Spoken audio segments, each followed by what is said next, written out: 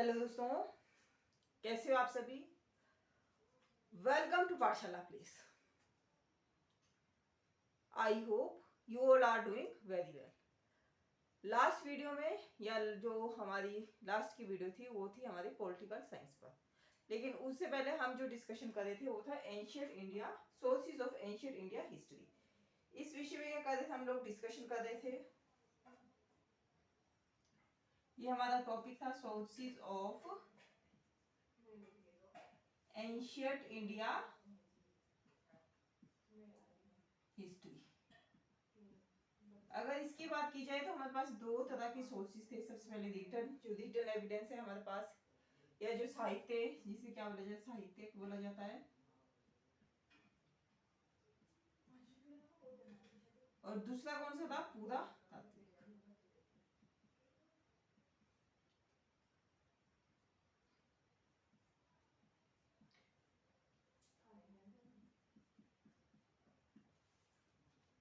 अगर साहित्य की इससे बात की जाए तो हम साहित्य के को ही डिस्कशन कर रहे थे, जबकि पूरा तात्विक की बात है वो क्या है, जब हम आगे जाकर जब भी किसी राजा को या किसी भी किंगडम को पढ़ेंगे तो उसमें हम जितने भी पुरातात्विक होंगे, मतलब जितने भी सिक्के होंगे, जितने भी महल भवन स्मारक हुआ, उन सबको क्या करेंगे, उसी में डिस्कशन करेंगे, उसी में उनको क्या करेंगे, कंप्लीट का कंप्लीट डिस्कस करेंगे। तो इसमें हमने ऋग्वेद पढ़ लिया था, यजुर्वेद पढ़ लिया था, सामवेद पढ़ लिया था और अथर्ववेद पढ़ लिया था। ब्राह्मण साहित्य और उपनिषद के बारे में भी क्या कर लिया था, हमने डिस्कशन कर लिया था लास्ट वाली वीडियो में। आज जो है आज हम पढ़ने वाले हैं बौद्ध साहित्य या बौद्ध साहित्य की जानकारी हासिल करेंगे। लेकिन इसको क्या करेंगे, हम जो बिल्कुल बेसिक जिस टर्म से उनको डिस्कस करेंगे, लेकिन बाद में जब हम बौद्ध धर्म पढ़ेंगे या भगवान बुद्ध के धर्म को पढ़ेंगे, उसमें क्या करेंगे, इसको डिटेल्स इसके बारे में हर चीज डिस्कस करेंगे। ठीक है, बौद्ध साहित्य की बात की जाए तो इस साहित्य का स्थान क्या है भाई, बौद्ध साहित्य का स्थान हमारे प्राचीन भारत के इतिहास में स्वर्ण जड़ित है। मतलब बौद्ध साहित्य को जैसे जैसे बौद्ध धर्म सबसे पहले एग्जिस्टेंस में आया, उस टाइम के राजा राजा महाराज सम्राट ने इस धर्म को क्या दिया, आश्रय दिया। आश्रय देने के साथ साथ इसको राजकीय स्थान भी प्राप्त था। इस वजह से क्या रहा, ये कई वर्षों तक क्या, कई शताब्दियों तक यह फलता फूलता था। और बहुत सारे राजा ऐसे थे या बहुत महान महान जो किंगडम के सम्राट थे, उन्होंने क्या किया, इस बौद्ध धर्म को अपनाया, जिससे क्या क्या हुआ, इस धर्म को फलने फूलने का बेहतर अवसर प्राप्त हुआ। तो बौद्ध धर्म की बात की जाए तो ये क्या है, भगवान बुद्ध से संबंधित धर्म है।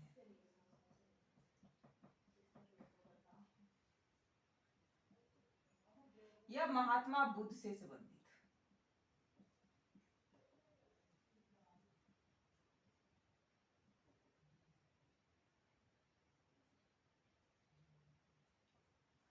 महात्मा बुद्ध से संबंधित धर्म है। और जबकि पहले से जब एक इस किसी देश में पहले का धर्म था, तो ये नए धर्म के एग्जिस्टेंस में आने के पीछे का कारण क्या था, इस चीज को भी थोड़ा समझ लेते हैं, फिर चलेंगे साहित्य की ओर। अगर इस बारे में बातचीत की जाए तो सबसे जो मेन रीजन था वो था, जो हिंदू धर्म था वो एक पर्टिकुलर वर्ग के हाथ में चला गया था, और इसमें बहुत सारे से कर्म कांड इंक्लूड हो गए थे जो कि आम लोगों के लिए नहीं थे। आम लोग इनको परफॉर्म नहीं कर पाते थे, और लैंग्वेज की भी बहुत ज्यादा दिक्कत आ गई। वैदिक संस्कृत जो कि एक पर्टिकुलर वर्ग की भाषा थी, और पर्टिकुलर वर्ग के लोगों को वो समझ आती थी। अब जब आम लोगों का उससे कोई भी लेना देना नहीं था, तो क्या हुए, वो एक नए धर्म की तरफ अग्रसर हुए, या नए धर्म की तरफ उनका ध्यान आकर्षित हुआ, और उस नए धर्म का नाम क्या था, बौद्ध धर्म। इसी बौद्ध साहित्य को क्या माना जाता है, प्राचीन भारत के इतिहास में इसका स्थान स्वर्ण जड़ित है। आज इसी को डिस्कशन करेंगे। इसमें सबसे पहले इसमें तीन चीजें हैं। सबसे फर्स्ट अब जो है वो है त्रिपिटक।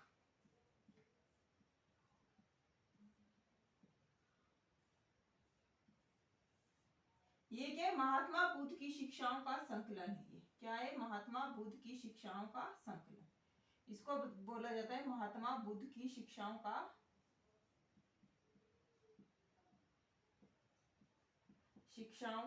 संकलन।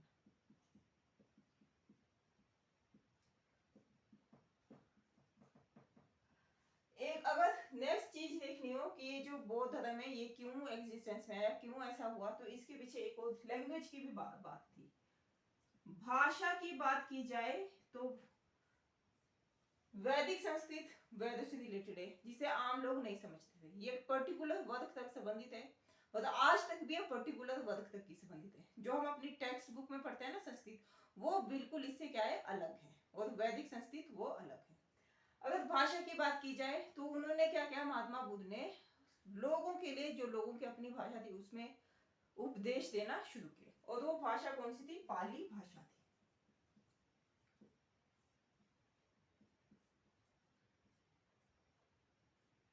ताकि क्या हो सके, ज्यादा से ज्यादा लोग उनके उपदेशों को समझ सके, इसलिए उन्होंने किस भाषा का यूज किया, पाली भाषा का उपयोग किया। फिर त्रिपिटक को 3 इसमें बांटा गया है, जिसका पहला नाम क्या है भाई,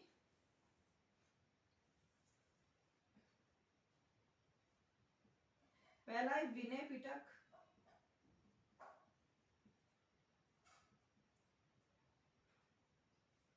फिर है सुत पिटक, और फिर थर्ड है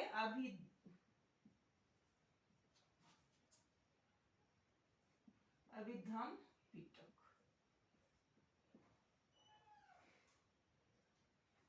ये बौद्ध साहित्य के 3 रत्न हैं, जो कि क्या करते हैं, हमें बौद्ध साहित्य के बारे में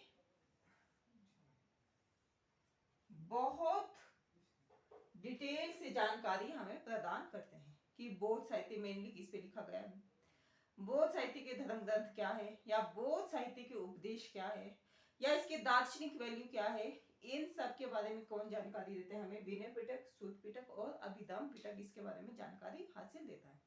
आगे वीडियो में बढ़ने से पहले आप क्या करेंगे, वीडियो को लाइक करें, शेयर करें, कमेंट करें, एंड हाँ, चैनल को सब्सक्राइब करना और ज्वाइन करना ना भूलें।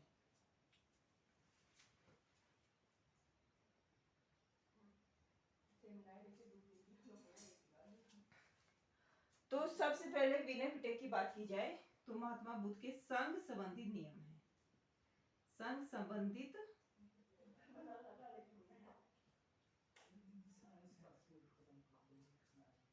नियम। और दूसरा जो है वो है हमारा सूत पिटक, इसमें धार्मिक सिद्धांत या धार्मिक उपदेश भी बोला जा सकता है, इसको बोला जाएगा धार्मिक सिद्धांत, इसमें इंक्लूड है इनके,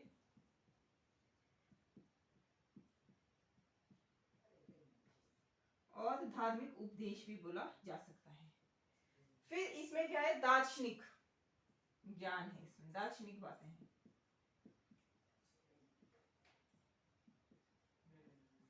आज के लिए क्या है, आज के लिए इतना ही है। दोबारा कल दोबारा मिलेंगे एक नई वीडियो के साथ, तब तक के लिए जय हिंद, जय भारत।